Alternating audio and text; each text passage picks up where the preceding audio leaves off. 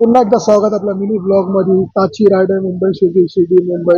ही 2 दिवसाची राईड येणार, Saturday Sunday. तर मी माझ्या वाईफ ऑन पोर्टीला घेऊन गेलेलो. तुम्हाला सर्वांना माहिती आहे मी ग्रुप राईड करत नाही, सोलो राईड करतो. शहापूरला थांबलेलो वॉटर ब्रेक थोडा सुसू ब्रेक साठी. तिथून लगभग मला 80 किलोमीटर अजून कव्हर करायचं शिर्डीला जायला. तिथून दुसऱ्या दिवशी दर्शन घेऊन मी परत नाशिकला येणार. नाशिकमध्ये पेरूची वाडी ते एक्सप्लोर करणार. ते एक्सप्लोर करून थेट मुंबईला जाणार. टोटल बजेट बाईक राईडचा आहे माझा 5,000 रुपये. रोड तो तुम्हाला सर्वांनाच माहिती आहे. मुंबई शहापूर, गोटीगाव, गोटीगाव, कसारा, कसारा, शिर्डी, शिर्डी, मुंबई असा रोड मार्ग मारून परत मी मुंबईला प्रोसीड करणार आहे.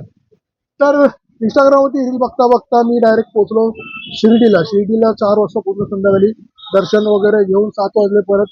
इथून नाईट स्टे केला हॉटेलमध्ये. हा दुसरा दिवस आहे. तर मी इथून नाशिकला जाणार आहे चिकूची वाडी एक्सप्लोर करायला.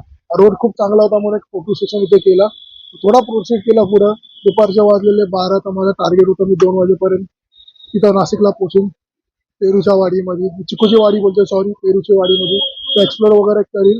परत मुंबईला येईन. आता लगभग मला इथून 183 किलोमीटर कव्हर करायचं. ते 2 ते 2.5 तासामध्ये कव्हर करेन. कारण रोड तर एकदम plain NH60 highway, Indore highway. तर काय इश्यू नाही होणार कव्हर करायला.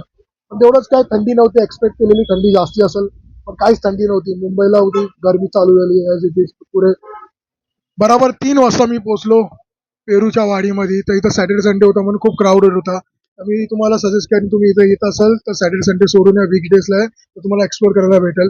आतमध्ये जायची काही एंट्री फी नव्हती, पण तुम्ही तिथं काही खाया पिना घेणार, जसं की आम्ही एक्स्ट्रीम घेतलेली पेरूचा ज्यूस घेतलेला. त्याचे 80 रुपीज द्यायला लागले. आणि जर तुम्ही काय ऍक्टिव्हिटी करणार आतमध्ये त्याचे वेगळे चार्जेस आहेत. 50 रुपीज, 100 रुपीज पर तुम्ही काय ऍक्टिव्हिटी घेणार लहान पोरांची. सर्वात बेस्ट मला वाटलं इथं 100 रुपये एंट्री करून आम्ही इथं अॅनिमल फील्ड मध्ये गेलो. तिथं एक्सप्लोर करायला वेगळ्या वेगळ्या प्रकारचे चिमणी होते, वेगळ्या वेगळ्या प्रकारचे प्राणी बघायला भेटले. तर तुम्ही त्याला टच पण करू शकता आतमध्ये. जसं की आतमध्ये केव्ह मध्ये जाऊन त्याला टच करू शकता. मला स्पेशली ते बर्डचं खूप आवडलं. त्याच्यामध्ये हर एक प्रकारचे पोपट्स होते. ते तुमच्या हातावरती येऊन बसतात. ते आतमध्ये त्यांना खाणं द्यायचं, ते तुमच्या हातावरती येऊन बसणार. तर ते खूप चांगलं वाटलं. मी शिर्डीला डायरेक्ट मुंबईला जाणार होता. इथं याचा प्लॅन नव्हता, पण वाईफनी सजेशन केलं आणि इथून जवळच आहे. आणि 180 किलोमीटर कव्हर करायला जास्त वेळ लागला नाही आणि आपल्याकडे खूप टाइम होता. हा बाहेरच काढून ठेवलेला एवढा मोठा लिझर्ड, याला टच पण करू शकतात. आता इथं आतमध्ये जाऊन मी थोडं त्यांनी हातावरती त्यांचं खाणं दिलं. तर खाणं बघता बघता डायरेक्ट छोटासा नन्ना असा पॅरेट माझ्या हातावरती येऊन बसला. व्हिडिओ फोटो काढू शकता, त्याचे काही चार्जेस नाहीये. आणि आतमध्ये जायचे 100 एंट्री आहे. लहान पोरचे 50 रुपये आहे. तर खूप एन्जॉय केला याच्यामध्ये. लगभग 3:30 वाजलेले. तिकडचे मिसल पाव पण खूप फेमस आहे. ते हातावरती दिलं त्यांनी. तुम्ही हातावरती फोटो व्हिडिओ काढू शकता. हो, तिकडचे मिसल पाव पण खूप फेमस आहे, पण त्यासाठी खूप टाइम लागतो. मिसल पाव खायला तुम्हाला मोठी लाईन लावायला लागेल, कारण का सॅटर्डे संडे होता. विकेंडला आला तर तुम्हाला एवढी गर्दी नाही भेटणार. तर मी मिसल पाव नाही ट्राय केली. पण हा इकडचं एक्स्ट्रीम, पेरूची एक्स्ट्रीम आणि पेरूचा ज्यूस वाचत होता. 80 रुपीज घेतलं, मजा आली. ते ऍक्टिव्हिटी करता करता लगभग 3:30 वाजलेले. आम्हाला मुंबईला पण निघायचं होते, त्याच्यामुळे जास्ती वेळ आम्ही थांबलो नाही. भाई बेबीने खूप एन्जॉय केलं इथं. 50-100 रुपये देऊन ऍक्टिव्हिटी. मिनी ब्लॉग याच्यासाठी बनवला का, याच्या अगोदर पण आम्ही शिर्डी राईड खूप केलेली. त्याच्या व्हिडिओ आपल्या युट्यूब चॅनलवरती आहेत. प्लीज सबस्क्राईब करा, लाईक करा. त्याच्यामुळे हे शॉर्टकट मध्ये रील बनवली.